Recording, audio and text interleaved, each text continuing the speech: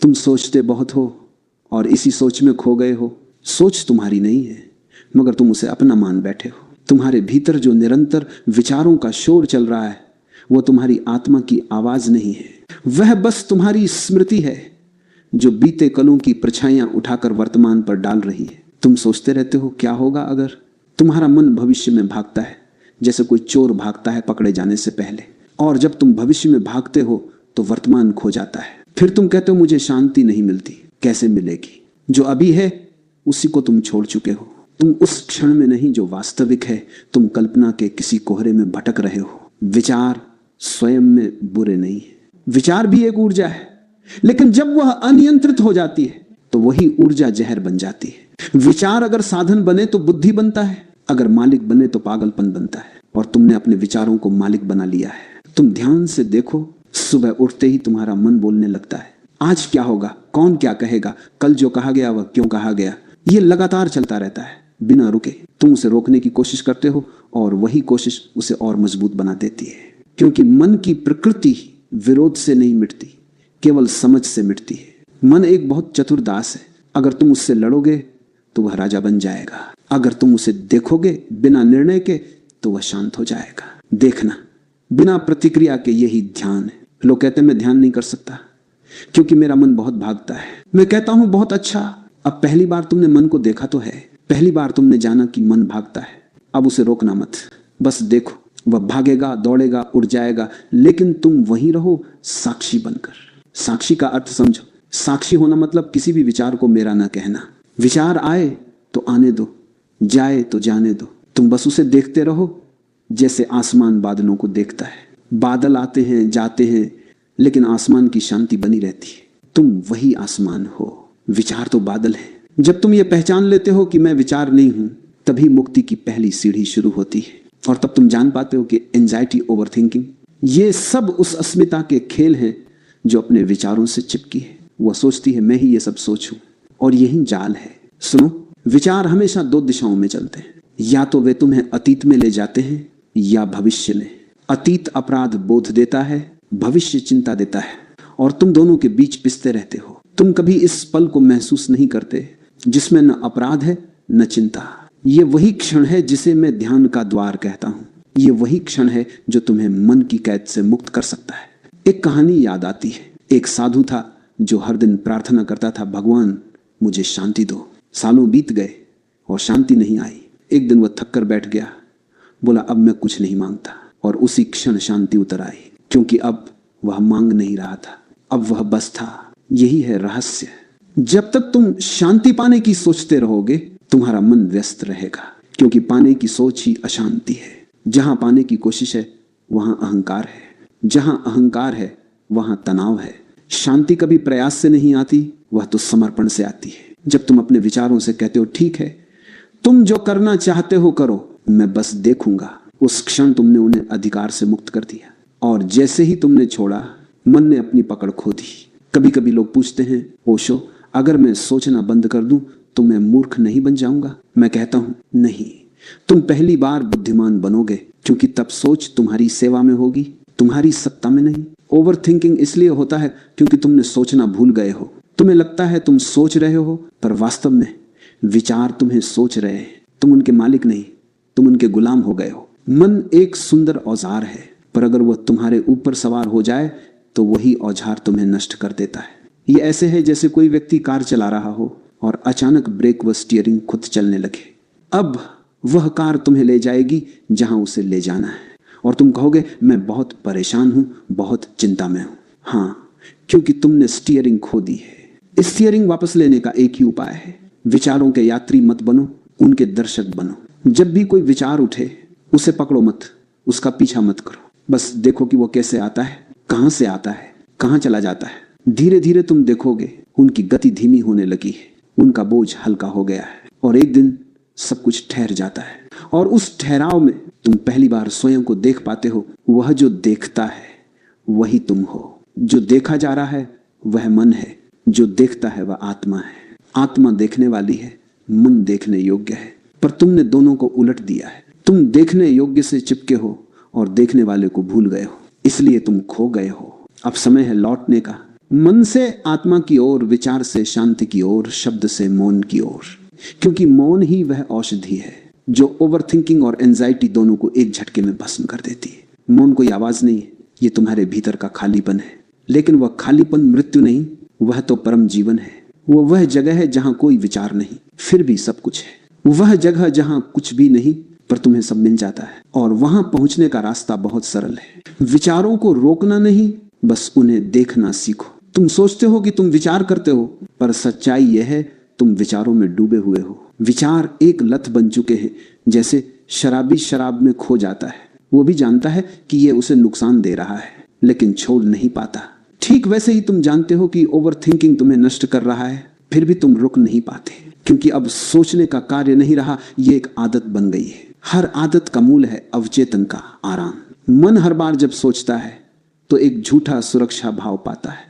वह मान लेता है कि अगर मैं सब सोच लूंगा तो मुझे कोई नुकसान नहीं होगा। यही भ्रम एंजाइटी का बीज है। मन सोचता है, सोचने से सब कुछ नियंत्रित किया जा सकता है, पर जीवन नियंत्रण नहीं, प्रवाह है। और जो प्रवाह को पकड़ने की कोशिश करता है वह डूब जाता है। तुम हर चीज के बारे में पहले से योजना बनाना चाहते हो। क्या कहूंगा, कौन क्या बोलेगा, कल क्या होगा, अगर ये न हुआ तो क्या होगा। लेकिन क्या तुमने कभी देखा है कि ये सारी योजनाएं कितनी बार व्यर्थ हो जाती हैं? क्योंकि जीवन कभी योजना के हिसाब से नहीं चलता। जीवन तो नदी है और तुम पत्थर फेंककर उसकी दिशा बदलने की कोशिश कर रहे हो। विचार इसलिए इतने शक्तिशाली लगते हैं क्योंकि तुमने उन्हें ध्यान नहीं दिया। तुम बस उनमें खोए रहते हो, उन्हें कभी सच में देखा नहीं। जिस दिन तुम सच में देखोगे, तुम पाओगे कि विचार रुई के फाहे जैसे हैं, हल्के, असली नहीं, बस तैरते हुए। तुम्हारा ध्यान ही उन्हें वजन देता है। याद रखो, जहां ध्यान जाता है ऊर्जा बहती है। अगर तुम विचारों पर ध्यान देते रहोगे तो वे और मजबूत होंगे। अगर तुम बस देखने वाले बन जाओगे तो वे गिरने लगेंगे, धीरे धीरे मुरझा जाएंगे। मन को देखने की यह कला ध्यान की जड़ है। ध्यान कोई अभ्यास नहीं है, ये समझ की गहराई है। तुम किसी मुद्रा में बैठ जाओ, सांसें नियंत्रित करो, पर अगर भीतर जागरूकता नहीं आई तो वह ध्यान नहीं, वह बस शारीरिक व्यायाम है। सच्चा ध्यान तो वहां जन्म लेता है जहां तुम ये पहचानते हो कि मैं वह नहीं हूं जो सोच रहा है, मैं वह हूं जो देख रहा है। ये पहचान ही जागृति है। और इसी जागृति से एंजाइटी गलने लगती है, क्योंकि एंजाइटी की जड़ है अज्ञात का भय। मन हमेशा जानना चाहता है क्या होगा, और जब उसे पता नहीं होता तो बेचैन हो जाता है। लेकिन अस्तित्व जानने की चीज नहीं है, अनुभव करने की चीज है। जैसे कोई बच्चा समुद्र के किनारे खड़ा है, वह लहर को नहीं जानता, लेकिन उसमें उतरने से नहीं डरता। वह खेलता है, कूदता है, क्योंकि वह भरोसे में है। वह सोचता नहीं, वह जीता है। तुम सोचते हो इसलिए तुम जी नहीं पाते। ओवरथिंकिंग जीवन का प्रतिशोध है। जीवन कहता है तू बह, तू अनुभव कर, पर मन कहता है नहीं, मैं पहले समझूंगा फिर करूंगा, और इस बीच अवसर गुजर जाता है। तुमने कभी गौर किया है, जब तुम बहुत सोचते हो तो तुम्हारा चेहरा कठोर हो जाता है, सांस गहरी नहीं जाती, शरीर तन जाता है। यह शरीर तुम्हारे मन का आईना है। जितना अधिक तनाव भीतर, उतना ही कठोर शरीर बाहर। और यही कारण है कि मैं कहता हूं, ध्यान सिर से नहीं शुरू होता, शरीर से शुरू होता है। पहले शरीर को ढीला करो, सांसों को गहरा करो, फिर विचारों को देखना शुरू करो। सांस पर ध्यान देना कोई धार्मिक क्रिया नहीं है, यह जीवन को महसूस करने का द्वार है। जब तुम सांस को सचेत होकर महसूस करते हो तो विचार धीमे हो जाते, क्योंकि ध्यान की ऊर्जा सीमित है। अगर वह सांस पर जा रही है तो मन के पास कुछ नहीं बचता। कभी कोशिश करो, बस 5 मिनट बैठो, कुछ मत करो, सिर्फ अपनी सांस को आते जाते देखो। कोई प्रयत्न मत करो, ना उसे गहरा बनाओ ना धीमा, बस देखो। धीरे धीरे तुम्हें एक मौन स्पर्श महसूस होगा। वह मौन तुम्हारे भीतर पहले से था, बस विचारों ने उसे ढक रखा था। ये मौन ही वह औषधि है जो मन की लत को तोड़ देती है। ओवरथिंकिंग खत्म नहीं किया जा सकता, पर वह अपने आप गिर जाता है। जब ध्यान का फूल खिलता है, एक बार ध्यान जाग गया तो विचारों की ताकत टूट जाती है। तुम्हें तब भी विचार आएंगे, पर अब वे तुम्हें छू नहीं पाएंगे। तुम उन्हें देखते रहोगे, जैसे कोई बूढ़ा व्यक्ति बच्चों के खेल को देखता है मुस्कुराकर, लेकिन शामिल हुए बिना। और ये देखना ही मुक्ति है। लोग मुझसे कहते हैं, वह सोचती है मैं ही ये सब सोचूं, और यही जाल है। सुनो, विचार हमेशा 2 दिशाओं में चलते हैं। या तो वे तुम्हें अतीत में ले जाते हैं या भविष्य में। अतीत अपराध बोध देता है, भविष्य चिंता देता है। और तुम दोनों के बीच पिसते रहते हो। तुम कभी इस पल को महसूस नहीं करते जिसमें न अपराध है न चिंता। एंजाइटी तब तक रहती है जब तक ऊर्जा गलत दिशा में बहती है। विचार उसी ऊर्जा का गलत प्रवाह है। जब वही ऊर्जा ध्यान की ओर बहती है तो वही तुम्हें ईश्वर के करीब ले जाती है। मन हमेशा दो दिशाओं में जा सकता है, या तो वो तुम्हें संसार में फेंक देगा या तुम्हें आत्मा में डुबो देगा। यह तुम्हारे देखने की कला पर निर्भर है। मन को मिटाने की जरूरत नहीं, बस उसकी जगह बदलनी है। अभी वह तुम्हारे ऊपर बैठा है, उसे नीचे रखना है साधन की तरह। और यह तभी संभव है जब तुम पहली बार अपनी चेतना को पहचानो, जब तुम यह समझो कि मैं विचार नहीं हूं। और यह समझ कोई बौद्धिक बात नहीं, यह अनुभव है जो मौन में ही आता है। कभी तुम मौन में बैठो, कोई विचार नहीं, सिर्फ अस्तित्व का एहसास। वह जो अनुभव होता है वही आत्मा है, वही सत्य है। वहां न एंजाइटी है न ओवरथिंकिंग, वहां बस होना है। वहां मन का अंत नहीं, वहां मन का रूपांतरण है। वह अब सेवा में है, मालिक नहीं। तुम हमेशा अपने मन से लड़ते हो। कभी तुम कहते हो मुझे सोचना बंद करना है, कभी कहते हो मुझे शांत होना है। पर क्या तुमने देखा कि जितना तुम शांति चाहते हो उतना ही मन बेचैन होता जाता है? क्यों? क्योंकि चाहती बेचैनी है। जो शांति पाने की कोशिश करता है वह पहले से ही अशांत है। शांति चाहने वाला कभी शांत नहीं हो सकता, क्योंकि उसकी चाह में ही तनाव है। ओवर थिंकिंग इसलिए है क्योंकि तुम विरोध में जीते हो। तुम्हें जो है वह स्वीकार नहीं, तुम्हें हमेशा कुछ और चाहिए। तुम्हें अपने विचारों से भी कोई दिक्कत नहीं होती अगर तुम उन्हें स्वीकार कर लो, लेकिन तुम उनसे भागना चाहते हो और यही भागना उन्हें ताकत देता है। सुनो, विचारों से लड़ो मत। वे तुम्हारे दुश्मन नहीं हैं, वे बस ऊर्जा की अभिव्यक्ति हैं। जैसे समंदर में लहरें उठती हैं वैसे ही चेतना में विचार उठते हैं। अगर तुम लहरों से लड़ने लगो तो समुद्र कभी नसीब नहीं होगा। तुम थक जाओगे और समुद्र फिर भी रहेगा। स्वीकार करना मतलब समर्पण करना नहीं है, बल्कि यह जान लेना कि जो है वही ठीक है। तुम्हारे भीतर जो चल रहा है वो गलत नहीं है, वो बस अधूरा है। अगर तुम उसे स्वीकार कर लो तो वही अधूरा अनुभव पूर्णता की ओर बढ़ने लगता है। एंजाइटी तब तक रहती है जब तक तुम कह रहे हो यह नहीं होना चाहिए, इन दोनों चाहिए। शब्दों में ही जाल है। यह शब्द मन का सबसे गहरा हथियार है। मुझे यह होना चाहिए, मुझे यह नहीं होना चाहिए, और फिर तुम उसी में उलझ जाते हो। ओशो कहते हैं ध्यान कोई अभ्यास नहीं बल्कि स्वीकार का क्षण है। जहां तुम अपने विचारों को बिना किसी निर्णय के देखने लगते हो वहां ध्यान घटता है। वह किया नहीं जाता, वो होता है। स्वीकार का अर्थ है जो कुछ भी तुम्हारे भीतर चल रहा है उसे सम्मान दो, उसे जगह दो। वह डर हो, क्रोध हो, वासना हो या विचार, सबको जगह दो। क्योंकि अगर तुम उन्हें दबाते हो तो वे तुम्हारे अवचेतन में छिप जाते हैं और फिर वहीं से तुम्हें नियंत्रित करते हैं। तुम कहते हो मुझे डर नहीं चाहिए, लेकिन डर को नकारने से वह मिटता नहीं। वह भीतर जाकर और गहराई में जड़ें जमा लेता है। फिर वह रातों में, सपनों में या अचानक एंजाइटी के रूप में बाहर आता है। स्वीकार का अर्थ है ठीक है मैं डरता हूं, बस इतना कहना ही पर्याप्त है। जैसे ही तुम डर को स्वीकार करते हो उसकी शक्ति टूट जाती है, क्योंकि अब वह छिपा नहीं, अब वह रोशनी में है। और जो रोशनी में आ गया वह मर गया। मन अंधकार में पलता है, स्वीकार की रोशनी उसे खत्म कर देती है। एंजाइटी के साथ भी यही है। तुम कहते हो मुझे चिंता नहीं करनी चाहिए, और यही वाक्य तुम्हें और चिंतित बना देता है। अगर तुम बस ये कह दो ठीक है मैं चिंतित हूं, तो आश्चर्य होगा, चिंता का बोझ हल्का पड़ जाता है, क्योंकि अब तुम प्रतिरोध नहीं कर रहे। विरोध ही मन को शक्ति देता है, स्वीकार उसे कमजोर कर देता है। यह बहुत गहरा सूत्र है। मन से जितना लड़ोगे वह उतना मजबूत होगा। मन को जितना देखोगे वह उतना फीका पड़ेगा, और मन को जितना स्वीकार करोगे वह उतना विलीन हो जाएगा। स्वीकार का मतलब यह नहीं कि तुम निष्क्रिय हो जाओ, बल्कि यह कि तुम सजग हो जाओ। क्योंकि जब तुम स्वीकार करते हो तो अब तुम देखने की स्थिति में आ जाते हो। अब तुम विरोध में नहीं, जागरूकता में हो, और जागरूकता ही असली परिवर्तन है। तुमने देखा होगा जब तुम किसी दर्द को स्वीकार कर लेते हो तो वह कम हो जाता है। जब तुम किसी भावना को दबाते नहीं तो वह धीरे धीरे शांत हो जाती है। क्योंकि जीवन का नियम है, जो स्वीकार किया गया वो बदल जाता है, जो दबाया गया वह जड़ पकड़ लेता है। ओवरथिंकिंग भी एक तरह की अस्वीकृति है। तुम वर्तमान को स्वीकार नहीं कर पा रहे, इसलिए मन भविष्य में भाग रहा है। वो कहता है ये पल ठीक नहीं, अगला ठीक होगा, और फिर अगला आता है, तब भी वही असंतोष रहता है, क्योंकि यह बीमारी पल में नहीं दृष्टि में है।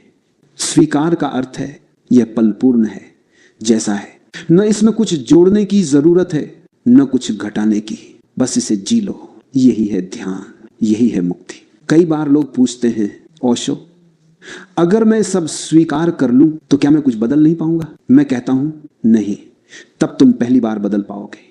क्योंकि जो स्वीकार करता है वह स्पष्ट देख पाता है, जो विरोध करता है वह अंधा हो जाता है। विरोध में दृष्टि धुंधली होती है, स्वीकार में दृष्टि निर्मल हो जाती है। और जब दृष्टि साफ होती है तो परिवर्तन सहज हो जाता है। तुम्हें एंजाइटी या ओवर थिंकिंग से लड़ने की जरूरत नहीं है। बस देखो, पहचानो, स्वीकार करो।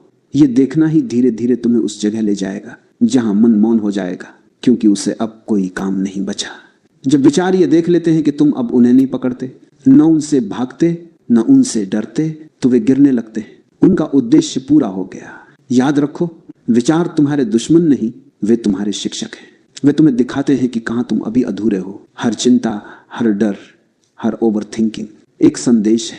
देखो, यहां कुछ ऐसा है जिसे तुमने अभी तक स्वीकार नहीं किया। एक बार तुमने सब स्वीकार कर लिया तो मन की जड़ ही मिट जाती है। फिर तुम्हें मन से लड़ने की जरूरत नहीं, क्योंकि वह अब शत्रु नहीं रहा, वह अब मौन का साथी बन गया है।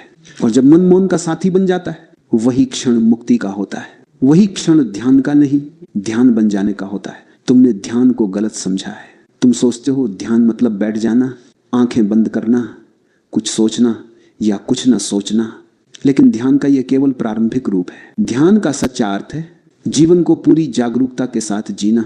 ध्यान कोई क्रिया नहीं है, यह तो जीवन जीने की एक गुणवत्ता है। ध्यान का अर्थ यह नहीं कि तुम पहाड़ पर चले जाओ या किसी गुफा में बैठो। ध्यान का अर्थ है जहां भी हो वहां पूरी तरह होना।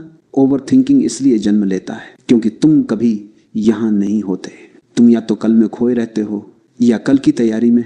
तुम्हारे जीवन का हर पल अब से भागने का प्रयास है, और जो अब से भागता है वह खुद से भागता है। विचार तुम्हें हमेशा या तो पीछे ले जाएंगे या आगे, क्योंकि वर्तमान में मन टिक नहीं सकता। मन का अस्तित्व ही समय पर टिका है। जहां समय नहीं वहां मन नहीं। और ध्यान वही बिंदु है जहां समय रुक जाता है। वहां केवल यह क्षण होता है। तुम जब किसी फूल को ध्यान से देखते हो, जब बिना शब्दों के, बिना व्याख्या के उसकी सुगंध, उसका रंग, उसकी कोमलता को महसूस करते हो, तब वह ध्यान है। उस क्षण विचार नहीं होते, क्योंकि देखने में इतना सौंदर्य होता है कि विचार के लिए जगह ही नहीं बचती। यही ध्यान का रहस्य है। ध्यान विचार को हटाने का प्रयास नहीं, बल्कि विचार के परे देखने की क्षमता है। विचार स्वयं गिर जाता है जब देखने वाला पूरी तरह उपस्थित होता है। तुमने कभी गौर किया है, जब तुम किसी को बहुत प्रेम से देखते हो तो कुछ पल के लिए विचार रुक जाते हैं, क्योंकि प्रेम और ध्यान दोनों एक ही ऊर्जा के दो रूप हैं। प्रेम बाहर की ओर बहता है, ध्यान भीतर की ओर। दोनों ही तुम्हें विचारों से मुक्त करते हैं। ओवर थिंकिंग तब होता है जब ध्यान टूट जाता है। तुम्हारी चेतना बिखर जाती है, थोड़ी यहां थोड़ी वहां। तुम सोचते हो लेकिन पूरे नहीं सोचते, तुम करते हो लेकिन पूरे नहीं करते। यही अधूरापन मन को थका देता है, और यह थकान एंजाइटी बन जाती है। इसलिए मैं कहता हूं, जो भी करो पूरे मन से करो। चलो तो पूरा चलो, खाओ तो पूरा खाओ, सोचो तो पूरा सोचो, और फिर छोड़ दो। ये पूरा होना ही ध्यान की शुरुआत है। तुम सोचो, जब तुम किसी स्वादिष्ट भोजन को खाते हो, अगर उस समय तुम्हारा ध्यान फोन पर है तो क्या तुम सच में उस भोजन का स्वाद ले रहे हो? नहीं, नहुआर, तुम बस खा रहे हो लेकिन अनुभव नहीं कर रहे। अनुभव तब होता है जब तुम पूरे ध्यान से उस क्षण में होते हो। यही ध्यान है। एंजाइटी इसीलिए होती है क्योंकि तुम अधूरे जीते हो। हर क्रिया अधूरी है, हर अनुभव आधा है। तुम्हारे भीतर निरंतर एक बाकी रह गया का भाव है, और वही तुम्हें बेचैन रखता है। विचार उस अधूरेपन को भरने की कोशिश करते हैं, लेकिन जितना भरते हैं उतना ही खालीपन बढ़ता जाता है। ध्यान का मतलब है जो भी करो उसे इतना पूर्ण करो कि उसके बाद कुछ बाकी न रहे। फिर मन शांत हो जाता है, क्योंकि अब उसे कोई अधूरा काम नहीं पकड़ना। मन केवल अधूरे अनुभवों से बंधा रहता है। जब तुम पूरी तरह उपस्थित होते हो तो मन अस्तित्वहीन हो जाता है। वह केवल तभी होता है जब तुम यहां नहीं होते। इसलिए ध्यान का अभ्यास नहीं करना, बल्कि जागरूक होना सीखो। हर क्षण, चाहे वह बोलना हो, सांस लेना हो या किसी की आंखों में देखना, पूरे ध्यान से करो। लोग कहते हैं, ओशो हम ध्यान कैसे करें? मैं कहता हूं, जब तुम चलते हो तो चलो, जब तुम बोलते हो तो बोलो, जब तुम चुप हो तो पूरी तरह चुप रहो। बस इतना ही ध्यान है। ये कोई तकनीक नहीं, ये जीवन की कला है। कभी तुम सड़क पर चलो और महसूस करो, पैर जमीन को छू रहे हैं, हवा चेहरे को सहला रही है, सांस भीतर जा रही है, सांस बाहर आ रही है। ये सब देखो बिना कुछ सोचे। यही जीवित ध्यान है और ये किसी योगशाला से नहीं, यही जीवन के बीच से शुरू होता है। तुम सोचते बहुत हो क्योंकि तुम जीते कम हो। अगर तुम सच में जीना शुरू कर दो तो सोच अपने आप घट जाएगी, क्योंकि ऊर्जा का स्वभाव है जहां वो अनुभव में बहती है वहां विचारों की जरूरत नहीं रहती। सोच केवल वहां जन्म लेती है जहां अनुभव का अभाव है। जीवन को पूरी तरह जीना विचारों का सबसे गहरा समाधान है। ओवर थिंकिंग का इलाज ध्यान नहीं, जीवित रहना है, हर क्षण को महसूस करना है। तुम जितना अधिक जियोगे उतना ही कम सोचोगे, क्योंकि तब तुम्हारी चेतना इस क्षण में नाच रही होगी, वह खोई नहीं होगी। ध्यान कोई विशेष अवस्था नहीं है, ये तो तुम्हारी प्राकृतिक स्थिति है। विचार उसे ढक देते हैं, जैसे बादल सूरज को नहीं मिटाते, बस छिपा देते। सूरज फिर भी वहीं होता है। वैसे ही चेतना हर समय तुम्हारे भीतर है, वह सोई नहीं, बस ढकी हुई है। जब तुम विचारों को देखना शुरू करते हो तो बादल छंटने लगते हैं, और जैसे ही एक किरण भीतर उतरती है तुम जान जाते हो, मैं वही हूं जो हमेशा से यहां था, जो कभी खोया नहीं। वह क्षण इतना गहरा होता है। शरीर से जुड़ जाओ तो मैं, मन से जुड़ जाओ तो मैं, धन से जुड़ जाओ तो मैं, धर्म से जुड़ जाओ तो मैं, कहीं भी जोड़ लो अपने को तो मैं। जब सब जोड़ छूट गए तो मैं बचता नहीं, तब भीतर रह जाता है शून्य स्वभाव। उस शून्य स्वभाव में कोई भय की रेखा भी पैदा नहीं होती। तो तुम पूछते हो कि भय से कैसे छुटकारा हो। नहीं, भय से छुटकारे की चेष्टा ना करो, भय को समझो कि भय क्यों है। छुटकारे के तो तुम उपाय, वह तुम्हारा सच्चा अस्तित्व है। यह समझ न किताब से आती है न उपदेश से, यह केवल अनुभव से आती है, और अनुभव का द्वार है जागरूकता। तुम शांति की खोज में भाग रहे हो, लेकिन जो खोजता है वही खो जाता है, क्योंकि शांति कोई वस्तु नहीं है जिसे पाया जाए। यह तुम्हारी अपनी प्रकृति है जिसे बस याद करना है। तुम सोचते हो मैं मौन पाना चाहता हूं, पर मौन कुछ ऐसा नहीं जो पाया जाए, वह तो हमेशा से यहां है, तुम्हारे भीतर, तुम्हारे पीछे, तुम्हारे हर विचार के बीच मौन ही तो है। बस तुम उसे सुन नहीं पा रहे, क्योंकि तुम्हारा ध्यान विचारों के शोर पर है। विचार समुद्र की लहरें हैं, मौन उस समुद्र की गहराई है। ऊपर जितनी भी लहरें उठे, नीचे का पानी शांत ही रहता है। अगर तुम सतह पर रहोगे तो तूफानों में डोलोगे, अगर तुम गहराई में उतरोगे तो वहां कोई तूफान नहीं, सिर्फ निस्तब्धता है। ओवरथिंकिंग तब तक रहेगा जब तक तुम सतह पर हो। एंजाइटी तब तक रहेगी जब तक तुम मन के स्तर पर हो। मुक्ति तभी होगी जब तुम गहराई में उतरोगे, जहां न विचार है न समय है, बस एक मौन अस्तित्व है। तुम सोचो, रात के अंधेरे में जब सब सो जाता है और तुम अचानक जागते हो, कोई आवाज नहीं, कोई हलचल नहीं, बस सन्नाटा। वह सन्नाटा तुम्हें डराता है, क्योंकि तुमने कभी उस मौन को जिया नहीं। तुम्हारा मन शोर का आदी है, मौन तुम्हें अनजान लगता है, लेकिन वही मौन तुम्हारा घर है। मौन से भागना ही मन का खेल है। वह कहता है चलो कुछ सोचते हैं, कुछ करते हैं, क्योंकि जैसे ही तुम रुकते हो वह गायब हो जाता है। मन का अस्तित्व गति पर है, रुकना उसकी मौत है। इसलिए जब तुम मौन में उतरने लगते हो, मन बेचैन होता है, वह तरह तरह के विचार फेंकता है। यह समय बर्बाद हो रहा है, कुछ कर, या ये सब झूठ है। क्योंकि मन जानता है अगर तुम मौन तक पहुंच गए तो वह अप्रासंगिक हो जाएगा। मौन को सुनने के लिए कोई विशेष तकनीक नहीं चाहिए, सिर्फ सुनना सीखो। हर उस जगह जहां तुम पहले सोचते थे, अब बस सुनो। सुनना एक अद्भुत क्रिया है। जब तुम सच में सुनते हो तो विचार बंद हो जाते हैं, क्योंकि सुनने के लिए तुम्हें पूरी तरह वर्तमान होना पड़ता है। कोई भी विचारशील व्यक्ति वास्तव में सुन नहीं सकता, क्योंकि वह अंदर ही अंदर बोल रहा होता है। सुनने वाला मन मौन होता है। ओवरथिंकिंग तुम्हें बोलने वाला बनाता है, ध्यान तुम्हें सुनने वाला बना देता है। और जब तुम भीतर सुनना शुरू करते हो तो बाहर की आवाजें फीकी पड़ जाती हैं। फिर तुम्हें एक और आवाज सुनाई देने लगती है, जो न बाहर की है न भीतर की, वह बस है। वह आवाज नहीं, वह अनुभव का कंपन है। वह जगह है जहां तुम नहीं, सिर्फ अस्तित्व है। उसे ही मैंने मौन कहा है। जब यह मौन उतरता है तो एंजाइटी पिघल जाती है, क्योंकि एंजाइटी करने की चाह से पैदा होती है, और मौन होने की अवस्था है। जहां होना है वहां चिंता नहीं रह सकती। तुम कभी ध्यान से देखो, जब तुम बहुत शांत होते हो तो क्या विचार वैसे ही चलते रहते हैं? नहीं, विचार तभी चलते हैं जब ऊर्जा इधर उधर भाग रही हो। मौन का अर्थ है ऊर्जा स्थिर हो गई है, वह अब बिखरी नहीं, वह अब केंद्र में है। और जब ऊर्जा केंद्रित होती है तो भीतर आनंद फैलता है। ओशो कहते हैं मौन कोई उपलब्धि नहीं है, बल्कि तुम्हारे होने की सबसे शुद्ध स्थिति है। ये वही है जो तुम्हारे जन्म से पहले था और मृत्यु के बाद भी रहेगा। विचार आते जाते हैं पर मौन सदा रहता है। एंजाइटी और ओवर थिंकिंग तुम्हें अस्थाई से बांधती है, मौन तुम्हें शाश्वत में स्थापित करता है। और जो शाश्वत में टिक गया वह कभी विचलित नहीं होता।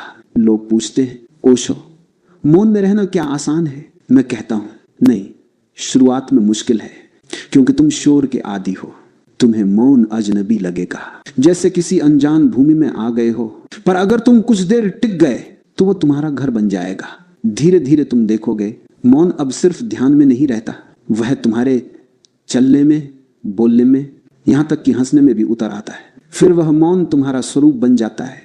यह वही अवस्था है जहां ओवर थिंकिंग खत्म नहीं होती, बल्कि अर्थहीन हो जाती है। विचार आते हैं पर वे अब बाधा नहीं, वे अब तुम्हारे मौन के आकाश में तैरते हुए बादल हैं। वे अब छाया नहीं डालते, वे बस गुजरते हैं और तुम मुस्कुराते हो। और यह मुस्कुराहट ही असली मुक्ति है। अब तुम न मन से भाग रहे हो न उससे लड़ रहे हो, अब तुम उसके पार हो। और जो पार हो गया वह स्वतंत्र है। मौन कोई शून्यता नहीं, ये तो परम पूर्णता है। वहां कुछ कमी नहीं, वहां सब कुछ है।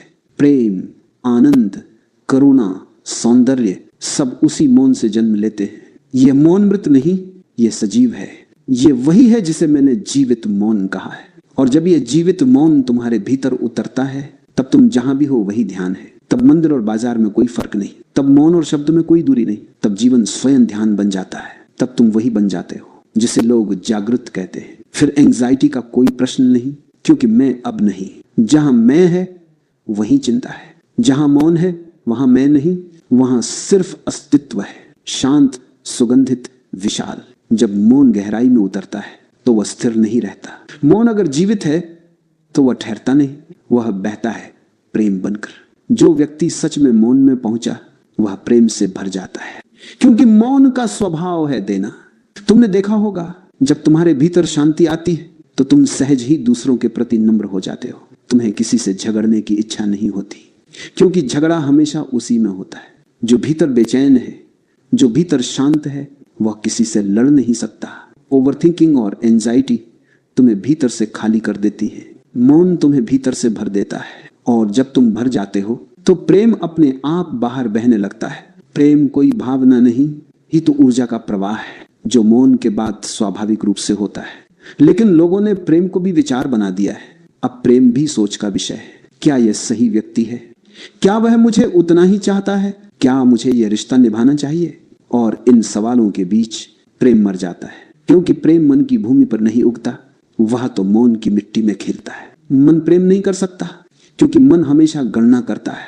प्रेम वही संभव है जहां मौन है, जहां कोई मैं नहीं। और यही कारण है कि एंजाइटी से ग्रस्त व्यक्ति कभी सच्चा प्रेम नहीं कर पाता।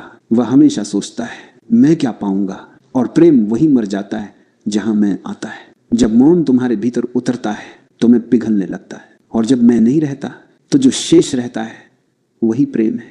वह प्रेम किसी व्यक्ति के लिए नहीं, वह तो अस्तित्व के लिए होता है। वह पेड़ों, पक्षियों, आकाश, हवा, हर चीज में बहता है। फिर तुम किसी को देखकर प्रेम नहीं करते, तुम्हारी आंखें जहां भी जाती हैं वहीं प्रेम झलकता है, क्योंकि अब प्रेम तुम्हारी स्थिति है, तुम्हारा स्वभाव बन गया है। और ये वही अवस्था है जहां एंजाइटी का कोई प्रश्न नहीं, क्योंकि एंजाइटी केवल वहां होती है जहां नियंत्रण की चाह होती है। प्रेम नियंत्रण नहीं चाहता, प्रेम तो स्वतंत्रता है। जहां स्वतंत्रता नहीं वहां प्रेम नहीं, वहां केवल डर है। तुमने देखा होगा जहां प्रेम होता है वहां भय नहीं रहता। भय और प्रेम एक साथ नहीं रह सकते। भय हमेशा खोने से जुड़ा है और प्रेम में कुछ खोता ही नहीं, क्योंकि प्रेम में मालिकाना नहीं, प्रेम सिर्फ बहता है। प्रेम करने वाला व्यक्ति किसी को बांधता नहीं, वह तो मुक्त करता है, क्योंकि वह जानता है कि बांधना मतलब डर, और डर मतलब मृत्यु। एंजाइटी का मूल भी यही है, तुम्हारी पकड़ने की प्रवृत्ति। तुम पकड़ना चाहते हो रिश्ते, नाम, पहचान, भविष्य, और वही पकड़ तुम्हें तोड़ देती है। मौन सिखाता है छोड़ना। मौन कहता है जो है उसे बहने दो, जो जा रहा है उसे जाने दो, तुम बस साक्षी बने रहो। और जो ऐसा कर पाता है उसके भीतर प्रेम अमृत की तरह बहता है। ये प्रेम किसी उद्देश्य से नहीं होता, ये प्रेम किसी पात्र की प्रतीक्षा नहीं करता।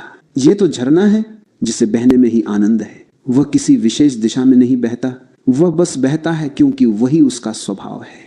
जब तुम्हारे भीतर ऐसा प्रेम जन्म लेता है तो तुम्हें पता चलता है कि एंजाइटी और ओवरथिंकिंग दरअसल प्रेम की कमी थी। तुम्हारा मन इसलिए सोचता रहा क्योंकि तुम प्रेम से खाली थे। तुम्हारा मन इसलिए बेचैन रहा क्योंकि उसमें बहाव नहीं था। मौन ने तुम्हें स्थिर किया, प्रेम तुम्हें बहता बना देता है। अब संतुलन है, न ठहराव न भागना। यही सच्चा ध्यान है। ध्यान का अर्थ सिर्फ मौन नहीं बल्कि मौन से जन्मा प्रेम है। अगर मौन से प्रेम न निकला तो वह मृत मौन है, और अगर प्रेम मौन से निकला तो वह जीवित ध्यान है। अब एंजाइटी का इलाज प्रेम है, क्योंकि एंजाइटी संकुचन है और प्रेम विस्तार है। एंजाइटी में तुम सिकुड़ जाते हो, क्या होगा, मैं ठीक हूं या नहीं। प्रेम में तुम फैल जाते हो, सब ठीक है, सब पूर्ण है। वही मुक्ति है। जब प्रेम तुम्हारे भीतर भर जाता है तो अब तुम्हें कुछ पाने की जरूरत नहीं रहती। अब जीवन तुम्हें पूरा लगता है, और जब जीवन पूर्ण लगता है तब विचार की आवश्यकता समाप्त हो जाती है। ओवरथिंकिंग हमेशा अधूरेपन की उपज है, प्रेम वही अधूरापन भर देता है। इसलिए ओशो कहते हैं, जो प्रेम में उतर गया वह अपने आप ध्यान में पहुंच जाता है, क्योंकि प्रेम भी मौन का ही दूसरा नाम है। दोनों में कोई भेद नहीं। अब तुम्हारा जीवन साधना नहीं रहता, वह सहजता बन जाता है। अब तुम ध्यान करने नहीं बैठते, तुम ध्यान में जीते हो। अब मौन और प्रेम एक हो जाते हैं। अब तुम्हारी हर सांस, हर हंसी, हर स्पर्श ध्यान बन जाता है। और यह वह अवस्था है जहां एंजाइटी को मिटाने की जरूरत नहीं, वह स्वयं विलीन हो जाती है, क्योंकि अब तुम जीवन के साथ एक हो गए हो। विचार तब तक हैं जब तक तुम और जीवन दो हैं। जब दोनों एक हो गए तो विचार कहाँ रहेंगे। वह दूरी ही तो थी जिससे विचार जन्म लेता था। अब न कोई दूरी है न कोई सोच, अब सिर्फ प्रवाह है, मौन का, प्रेम का, अस्तित्व का। जब मौन भीतर उतरता है और प्रेम उसमें बहने लगता है तो एक तीसरा फूल खिलता है, करुणा। ये करुणा कोई भावना नहीं है, ये अस्तित्व का कंपन है। ये वही है जो तब होता है जब तुम और दूसरा दो नहीं रह जाते। जब तुम्हें पता चलता है कि जो मैं महसूस करता हूं वही सब महसूस करते हैं, जो मेरी पीड़ा है वही सबकी पीड़ा है। जब ये समझ आती है वही करुणा जन्म लेती है। करुणा का अर्थ है दूसरे को उसी तरह देखना जैसे तुम अपने आप को देखते हो। और जब ये दृष्टि आ जाती है तो ओवरथिंकिंग की जड़ अपने आप टूट जाती है, क्योंकि अब तुम आत्म केंद्रित नहीं रहते। अब तुम्हारा ध्यान मैं से हटकर हम पर आ जाता है। तुम सोचो, ओवरथिंकिंग हमेशा मैं से शुरू होती है। मैंने क्या कहा, लोग मेरे बारे में क्या सोचेंगे, अगर मैंने गलती कर दी तो, अगर मैं असफल हुआ तो। हर विचार के केंद्र में मैं बैठा है, और यही मैं एंजाइटी का बीज है। ये मैं ही मन की दीवारें बनाता है, लेकिन करुणा इस दीवार को गिरा देती है, क्योंकि करुणा में मैं नहीं होता, वहां केवल हम होता है, वहां केवल एकता होती है। और जहां एकता है वहां भय नहीं हो सकता। भय हमेशा अलगाव से आता है। जब तुम दूसरों के दुहक को महसूस करते हो तो तुम्हारा मन छोटा नहीं रहता, वह विस्तृत हो जाता है। और जब मन विस्तृत होता है तो विचारों का बोझ छोटा लगने लगता है। अब तुम अपने दुख में नहीं फंसते, क्योंकि तुम्हारा हृदय औरों के लिए धड़कने लगता है। करुणा कोई कर्तव्य नहीं, ये तो प्रेम की परिपक्वता है। जब प्रेम केवल किसी एक के लिए नहीं बल्कि पूरे अस्तित्व के लिए बहने लगता है, वही करुणा है। वह प्रेम जो बुद्धिमान हो गया है वह करुणा बन जाता है। तुम सोचते हो एंजाइटी इसलिए है क्योंकि जीवन कठिन है, नहीं। एंजाइटी इसलिए है क्योंकि तुमने अपने चारों ओर एक बहुत छोटी दुनिया बना ली है। तुम्हारी सीमाएं बहुत तंग हैं। तुम केवल अपने स्वार्थ में बंद हो, और जो अपने स्वार्थ में बंद है वो हमेशा डर में रहेगा, क्योंकि जितना छोटा वृत्त होगा उतना अधिक असुरक्षित महसूस होगा। करुणा उस वृत्त को अनंत बना देती है। अब तुम सीमित नहीं रहे, अब तुम सब में हो। अब जो भी घटता है वह तुम्हारे भीतर भी घटता है। अब कोई अलगाव नहीं बचाता। ये अनुभव इतना विशाल होता है कि एंजाइटी जैसी छोटी चीज उसमें स्वयं घुल जाती है। यह करुणा ध्यान की अंतिम अवस्था है। ध्यान तब पूरा होता है जब मौन बहना शुरू करता है। मौन अगर स्थिर रहा तो वह तुम्हें आनंद देगा, पर जब वह करुणा में बदलता है तो वह दूसरों को भी आनंद देने लगता है। और यही जीवन की सबसे ऊंची अवस्था है, जहां तुम केवल अपने लिए नहीं बल्कि पूरे अस्तित्व के लिए जीते हो। तुमने देखा होगा, जब तुम किसी को दुखी देखते हो और तुम्हारे भीतर कुछ पिघलता है, वह पिघलना करुणा है। वह बताता है कि तुम्हारे भीतर अब हृदय जीवित है। एंजाइटी का हृदय बंद होता है, करुणा का हृदय खुला होता है।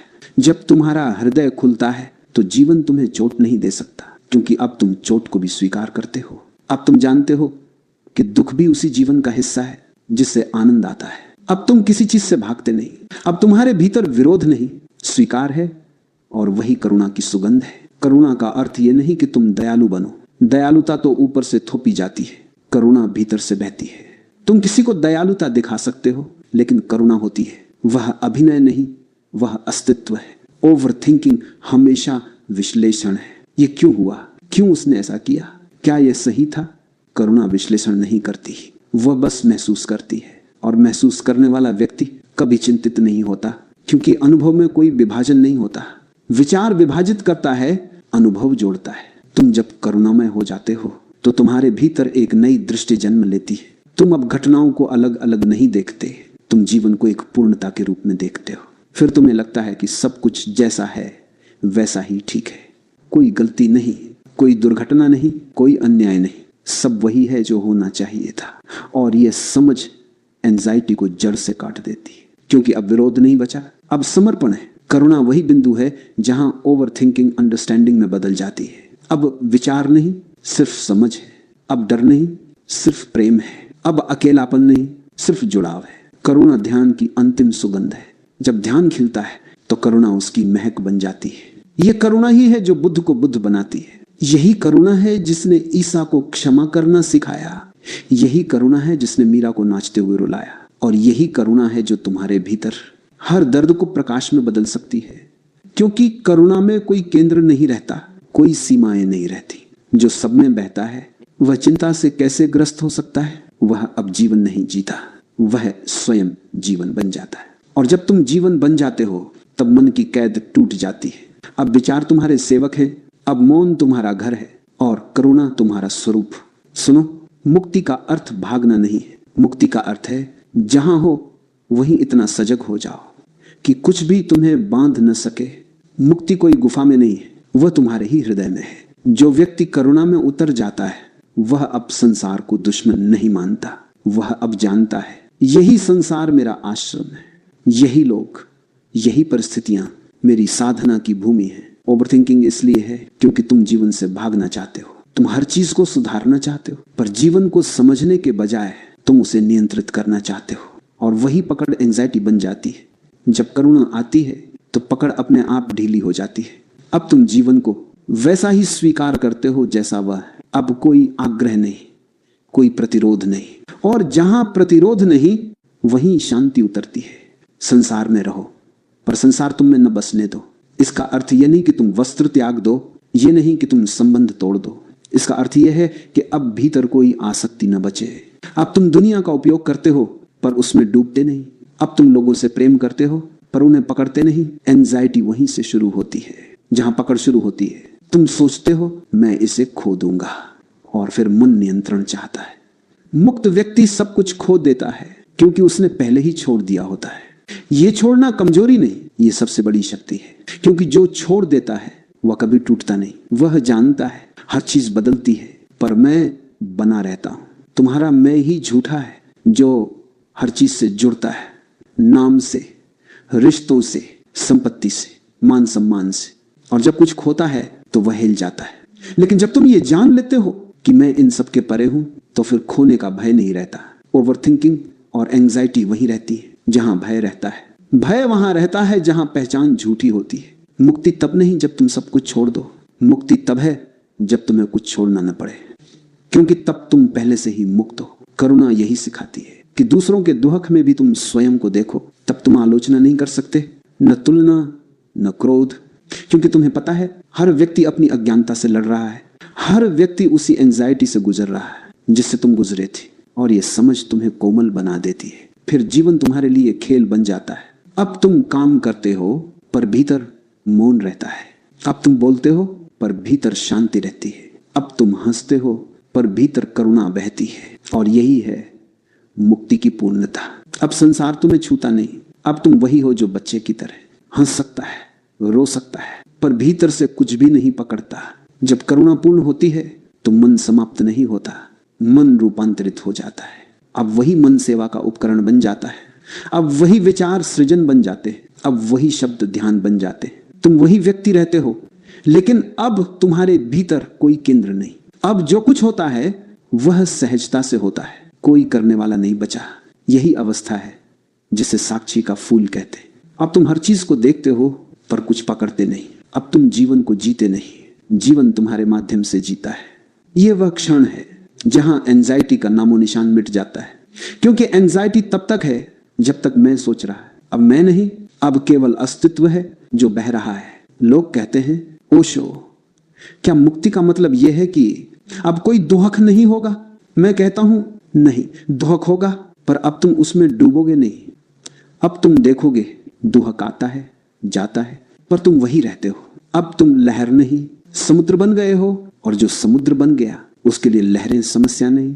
लहरें आती हैं पर समुद्र उन्हें गले लगाता है। मुक्ति का अर्थ यही है, हर चीज को गले लगाना। ये नहीं कहना ये अच्छा है ये बुरा है, बल्कि ये कहना सब वही है जो होना चाहिए। और जब ये स्वीकृति गहरी हो जाती है तो जीवन का भार मिट जाता है। अब हर क्षण पूजा बन जाता है। ओवर थिंकिंग का अंत तब होता है जब विचार अब निजी नहीं रहते, जब विचार भी आकर मौन में गिर जाते हैं। अब मन तुम्हारा सेवक है, वह काम करता है, पर अब वह राजा नहीं।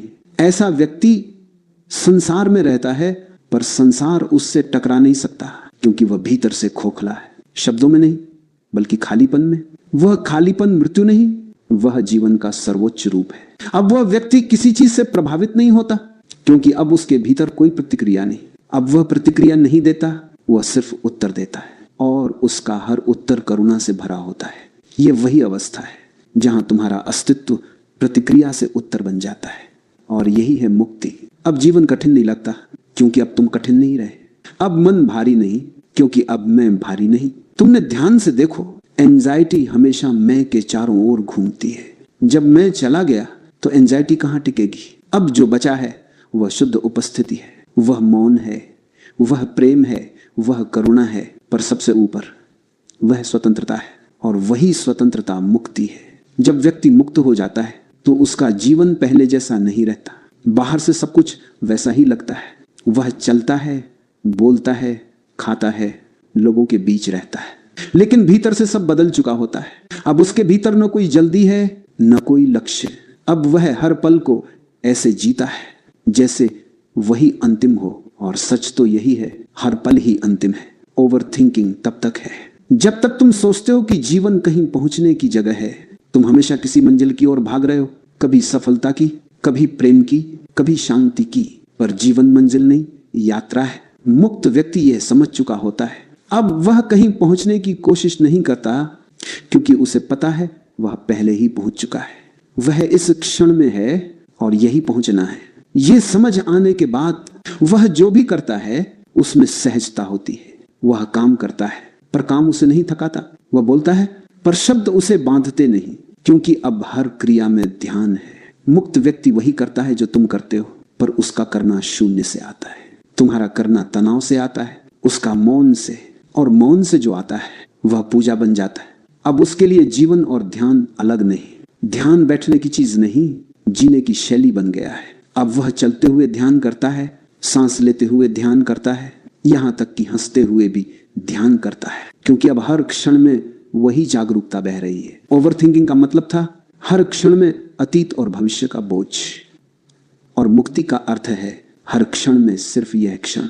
यहां कोई कल नहीं, कोई कल नहीं, बस अब, और यह अब अनंत है। अब वह व्यक्ति किसी परिणाम से नहीं जुड़ता, जो करता है बस करता है। जैसे फूल खिलता है, जैसे सूरज उगता है, न किसी के लिए न किसी मकसद से, बस क्योंकि वही उसका स्वभाव है। यही सबसे बड़ी सहजता है, जहां करना भी ध्यान बन जाए, जहां जीवन कर्म न रहे बल्कि नृत्य बन जाए। और यह नृत्य तभी संभव है जब भीतर मौन, प्रेम और करुणा का संतुलन हो। जब ये तीनों मिलते हैं तो व्यक्ति एक लय में जीता है। वह अब प्रतिरोध नहीं करता, वह अब प्रवाह में है। वह जानता है जीवन जो भी दे वह ठीक है, सुख आए ठीक, दुख आए ठीक। वह विरोध नहीं करता, वह बस हाँ कहता है। और हाँ कहने वाला व्यक्ति कभी तनाव में नहीं रह सकता। ओवर थिंकिंग ना से जन्म लेता है, मुक्ति हाँ से जन्म लेती है। वह व्यक्ति अब जीवन के हर पल से कहता है हाँ आओ, हाँ, और ये हाँ इतना पूर्ण होता है कि वह उसे हर बार नया कर देता है। अब वही काम जो पहले बोझ लगता था अब आनंद बन जाता है, क्योंकि अब करने वाला नहीं सिर्फ क्रिया है, अब ईगो नहीं बस प्रवाह है।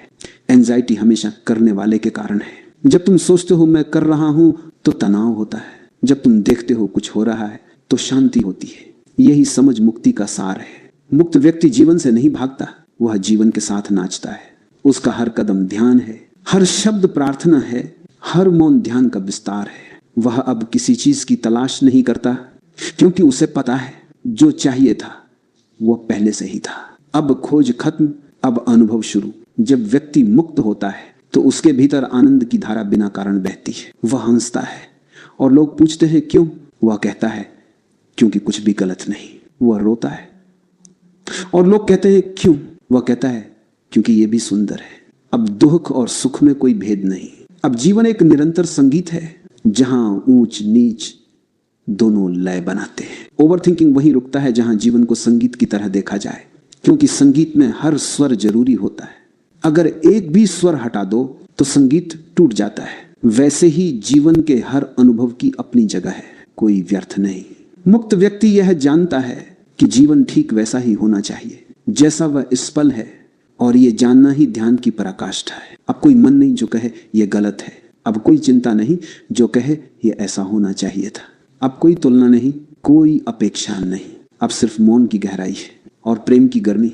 अब वह व्यक्ति चलता है तो पृथ्वी आशीर्वादित हो जाती है, वह बोलता है तो शब्द झरने की तरह बहते हैं, वह मौन होता है तो भी उसकी उपस्थिति बोलती है, क्योंकि अब वह व्यक्ति नहीं, वह स्वयं अस्तित्व बन गया है। और यही अंतिम मुक्ति है, जहां तुम जीवन को जीना नहीं चाहते बल्कि उसे होने देते हो। अब कोई करने वाला नहीं, अब सिर्फ होना है। वह व्यक्ति अब मृत्यु से भी नहीं डरता, क्योंकि उसने देखा है मृत्यु भी उसी जीवन का हिस्सा है जिससे जन्म आया था। अब मृत्यु भी उत्सव है। एंजाइटी मृत्यु से डरती है, मुक्त व्यक्ति मृत्यु को नृत्य में बदल देता है, क्योंकि उसे पता है मृत्यु अंत नहीं, वह केवल एक और द्वार है। वह अब शब्दों से परे पहुंच गया है। अब कोई चिंता, कोई विचार, कोई भय उसे छू नहीं सकता। अब वह हर पल नया है, जैसे सुबह का सूरज, जैसे बारिश की पहली बूंद। ये वही अवस्था है जहां अब साधक नहीं बचा, सिर्फ साधना बची है। अब पथिक नहीं रहा, सिर्फ पथ है। वह अब मुक्त नहीं कहलाना चाहता, क्योंकि अब कहलाने वाला भी नहीं बचा। वह बस मौन है, जीवित, जागृत, साक्षी। और ये साक्षी ही मुक्ति है। यही मन की कैद से पूर्ण आजादी है। तुम सोचते हो कि मुक्ति कुछ प्राप्त करने की वस्तु है। तुम सोचते हो कि ये एक लंबी यात्रा है जहां एक दिन तुम पहुंच जाओगे और कहोगे अब मैं मुक्त हूं। लेकिन मैं तुम्हें कहता हूं, तुम कभी बंधे ही नहीं थे। तुम्हारा बंधन केवल कल्पना है, केवल अज्ञान का स्वप्न है। तुम वही हो जो सदा से स्वतंत्र है, जिसे कोई विचार बांध नहीं सकता, जिसे कोई भय छू नहीं सकता। ओवरथिंकिंग और एंजाइटी उसी भूल का परिणाम है जिसे तुम मैं कहते हो। तुमने खुद को उस रूप से जोड़ लिया जो अस्थाई है, शरीर से, मन से, स्मृतियों से, और फिर जब वे बदलते हैं तो तुम डरते हो। लेकिन तुम वह नहीं हो जो बदलता है, तुम वह हो जो देखता है। मन तुम्हारा उपकरण है, शरीर तुम्हारा माध्यम है, पर तुम स्वयं इनसे परे हो। जब तुम ये समझ जाते हो तब एंजाइटी अपने आप मिट जाती है, क्योंकि तब तुम जान जाते हो कुछ भी मुझसे छिन नहीं सकता। देखो, विचारों का खेल बहुत आकर्षक है। वे तुम्हें केंद्र से दूर ले जाते हैं। वे कहते हैं कुछ बनो, कुछ पाओ, कुछ सिद्ध करो, और तुम भागते हो। भागते भागते भूल जाते हो कि जो ढूंढ रहे हो वह तुम पहले से हो। मुक्ति कोई उपलब्धि नहीं, ये स्मरण है। याद करना कि मैं वही हूं जो खोज रहा था। ये वही क्षण है जब विचार रुक जाते हैं, क्योंकि अब कोई खोज नहीं बची। जहां खोज रुकती है वहीं ध्यान जन्म लेता है। जहां प्रयास मिटता है वहीं शांति उतरती है। तुम जब मौन में बैठते हो और भीतर देखते हो तो धीरे धीरे तुम्हें एहसास होता है कि यह मौन तुम्हारा स्वभाव है। यह कोई बाहरी वस्तु नहीं, ये वही है जिससे तुम बने हो। ये कोई परिणाम नहीं, ये तुम्हारा मूल स्वरूप है। जो तुम खोज रहे हो वह तुम्हारे भीतर बैठा तुम्हारा ही इंतजार कर रहा है। विचार तुम्हें बाहर की ओर खींचते हैं, ध्यान तुम्हें भीतर ले जाता है, और जब तुम भीतर पहुंचते हो तो पाते हो वहां कोई चिंता नहीं, कोई डर नहीं, कोई मैं नहीं। वहां सिर्फ अस्तित्व है, निःशब्द, परिपूर्ण। ओवरथिंकिंग का इलाज किसी तकनीक में नहीं, किसी पुस्तक में नहीं, वह तो एक छोटी सी पहचान में है, मैं विचार नहीं हूं। जैसे ही यह पहचान आती है, विचार अपनी शक्ति खो देते हैं। अब वे आ सकते हैं, जा सकते हैं, पर तुम अचल हो। अब तुम केंद्र में हो जहां कोई हलचल नहीं। एंजाइटी तब तक रहती है जब तक तुम सोचते हो कि जीवन होना चाहिए जैसा तुम चाहते हो, पर जब तुम ये देख लेते हो कि जीवन वैसा ही है जैसा होना चाहिए, तो विरोध समाप्त हो जाता है। विरोध के बिना मन शांति में लौट आता है। अब जीवन कठिन नहीं लगता, क्योंकि अब लड़ाई नहीं रही। अब जो है वही ठीक है। ये स्वीकृति ही ध्यान है, ये स्वीकृति ही मुक्ति है। जब ये पहचान गहरी हो जाती है तो जीवन में कुछ भी महत्वपूर्ण नहीं रह जाता, और यही सबसे सुंदर बात है। अब हर क्षण समान है, हर क्षण पूर्ण है। अब कुछ पाने की दौड़ नहीं, अब केवल होना है। यही वह अवस्था है जहां तुम कुछ बनो मत, बस रहो। क्योंकि जो बनना चाहता है वह अभी स्वयं को नहीं जानता। जो हो गया उसे कुछ करने की आवश्यकता नहीं रहती। अब मौन स्थायी हो जाता है, अब प्रेम स्वाभाविक हो जाता है, अब करुणा बिना प्रयास बहती है, अब ध्यान अभ्यास नहीं जीवन की धड़कन बन जाता है। तुम किसी से प्रेम करते हो और उसमें भी ध्यान है। तुम किसी से बोलते हो और उसमें भी मौन है। तुम किसी की आंखों में देखते हो और उसमें भी करुणा है। अब सब एक है। मन, मौन, प्रेम, करुणा सब एक ही ऊर्जा के रूप है। अब तुम वही हो जो तुम थे, पर अब तुम्हें यह याद आ गया है। याद रखना, मुक्ति कभी किसी दिन नहीं आती, वह इसी क्षण उपलब्ध है। तुम अभी इसी पल उस स्वतंत्रता को महसूस कर सकते हो अगर तुम एक क्षण के लिए अपने विचारों से पीछे हट जाओ। बस एक क्षण के लिए रुक जाओ। सोचो मत, कुछ करो मत, बस देखो और देखो बिना निर्णय के। वह देखना ही ध्यान है, वह देखना ही सत्य है, वह देखना ही मुक्ति है। फिर तुम्हें किसी उपाय, किसी साधना, किसी धर्म की आवश्यकता नहीं रहती, क्योंकि अब तुम जानते हो जो तुम खोज रहे थे वह हमेशा से तुम्हारे भीतर था। अब एंजाइटी तुम्हें छू नहीं सकती, क्योंकि अब तुम उसे जानते हो। अब ओवरथिंकिंग तुम्हें नहीं खींच सकता, क्योंकि अब तुम पहचान चुके हो। वह सिर्फ लहर है और तुम समुद्र। अब तुम वही हो, अचल, शांत, विशाल और मौन। यही मौन ओशो की दृष्टि में परम औषधि है। यह मौन ही ध्यान है, यह मौन ही प्रेम है, यह मौन ही करुणा है, यह मौन ही तुम हो। अब कुछ भी शेष नहीं, कोई प्रश्न नहीं, कोई लक्ष्य नहीं, बस ये मैं हूं, और ये मैं हूं ही वह अंतिम शिखर है जहां हर एंजाइटी पिघल जाती है, हर विचार विलीन हो जाता है और केवल अस्तित्व रह जाता है, शांत, आनंदमय, अमर।